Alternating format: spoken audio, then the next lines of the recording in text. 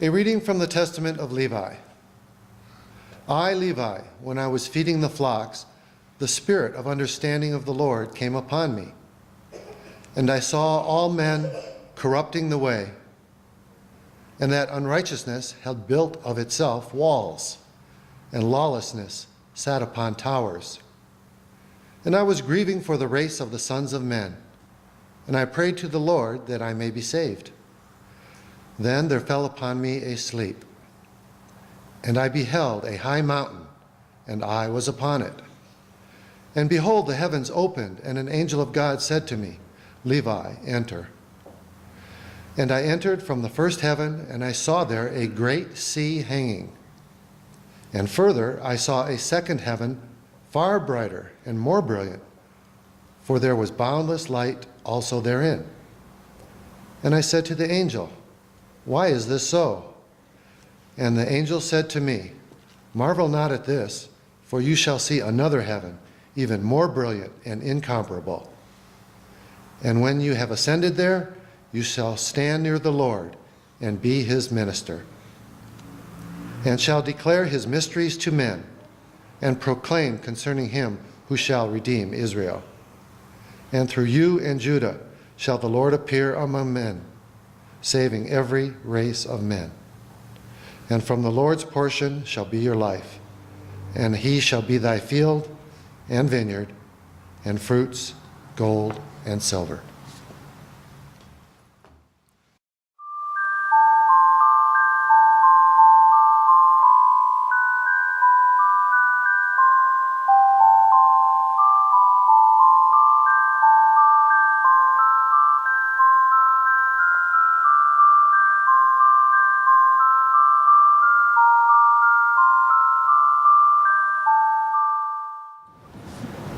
This morning's reading continues from the Prophecy of the New Covenant, which is Testament of the New Covenant. On February 14th, the first Sunday following the vigil, having awakened at dawn, the community gathered at the sanctuary in liturgical expression of thanksgiving to God. It was the 52nd day after Christmas, the 40th day after the blessings of light at New Epiphany, and the 12th day following God's Advent day of the appearance of the image and the Word in the spiritual sun. Facing east to receive the divine presence, which manifested before the rising of the sun, the man dressed in vestments of white linen, emblazed with golden insignia of the cross of enlightenment, waited in the stillness in company with the companions of the way. All had taken bread and water together in communion of fellowship, asking that God prepare them to receive the greater communion of the true bread and the true water which nurtures the soul. And as the day star, the visible sign of the divine presence in the true sun, appeared, golden and radiant over the heights, the bell ringers stationed at the hilltops told its coming. And the man chanted the morning canticle in harmony with the peal of the handbells near to the communion table. The liturgical crescendo of bells, litany, and prayers of the company caused the sun to dance for joy about the indigo sky, casting golden rays of light over the purple mountains and the blue valleys of the sanctuary. The bells ceased as the solar orb freed itself from the earth, and a quietude settled over the mountains. And the congregation prayed to the greater light of God while looking through the gateway of the sun to another world. The man looked at the greater light with the eyes of his spirit and listened with spiritual hearing. And the divine voice of the child spoke out of the image, and he heard the words speaking to his soul. After the passing of some time, he took pen and paper in hand and wrote, in the words of his own language, the thoughts that had come to his mind from the consciousness of his inspired spirit. And these are the words he wrote with his own hand. The former teachings and doctrines revealed by inspired prophets of God, lost to the old religions of the world, are repossessed by the Second Advent Church. This new church is animated by God's image and word manifest in the heavens.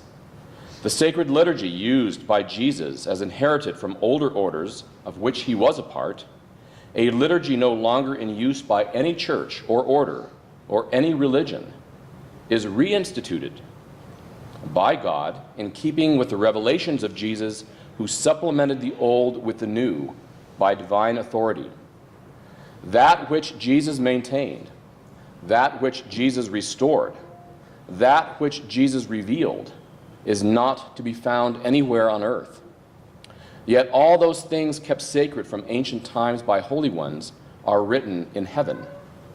The heirs to the ancient traditions of Israel, the extant holy orders whose species were annihilated systematically by civil and ecclesiastical authority by Rome and Jerusalem, testify to the evil of darkened minds who serve not God, but the evil one.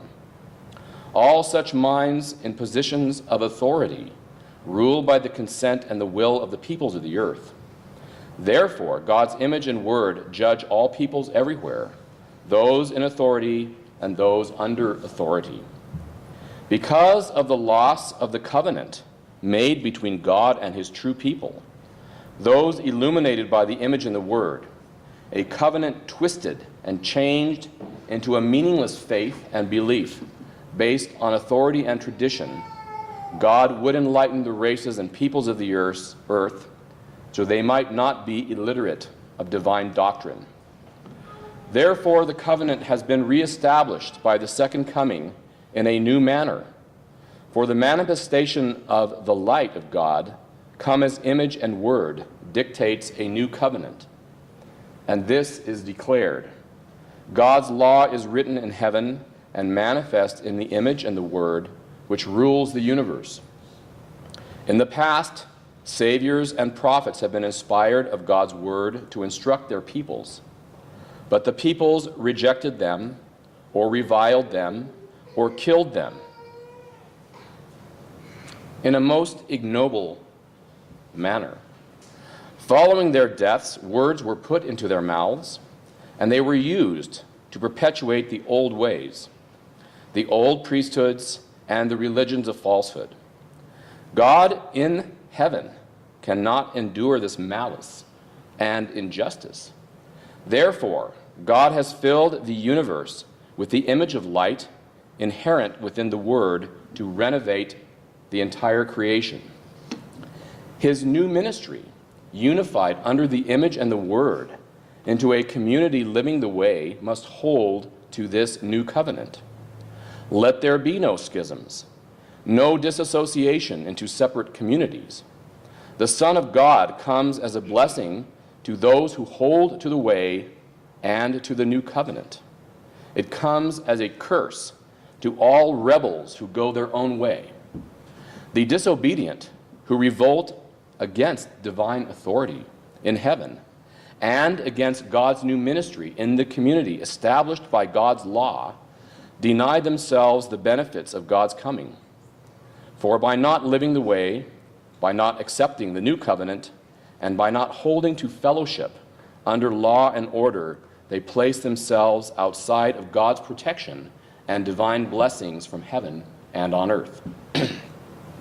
These unruly ones, believing that the sun and the earth are theirs to defile, make the unholiest of errors by becoming enslaved to the powers of darkness and the evil one. These one-eyed individuals look upon the sun seeking enlightenment by its material rays. They commit the gravest of sins by making an image of it, which they hold to be a god or divine power they believe themselves able to control. Thus they seek their own death of spirit, for they look not upon God's light, nor upon the true spiritual sun, but upon the personification of evil within the sun, that source of darkness that has defiled the universe by its rivalry and revolt against God. These are idolaters, sun worshippers, and servants of Satan, the malicious slanderers who defile everything sacred and good. They stand condemned of God for their grievous ways. They are to be recognized by the true ministers of the community for what they are, workers of evil, in whose spirits darkness incarnates, the Antichrists.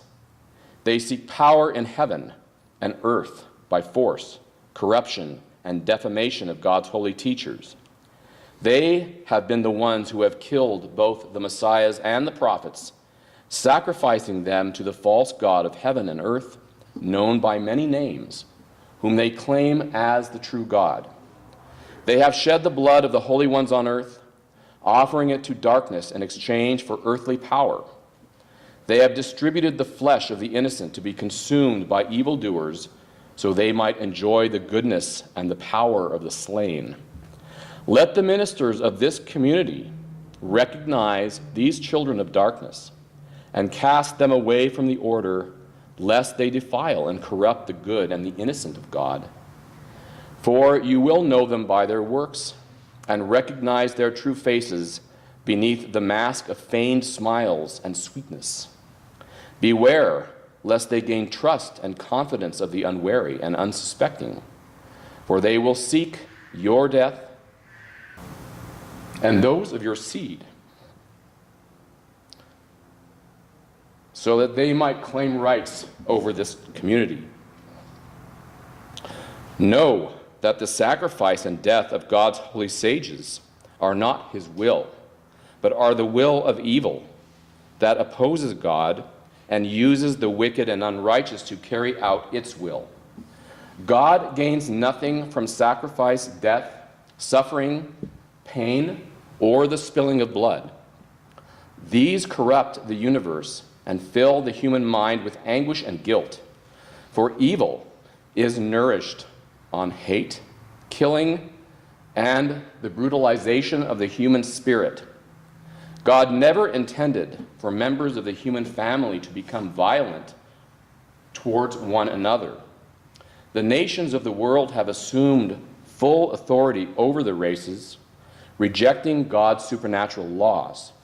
This will result in a breakdown of civilization, ending in disruption and anarchy by an uncaring and uncontrollable world, as the prophets have declared would one day occur.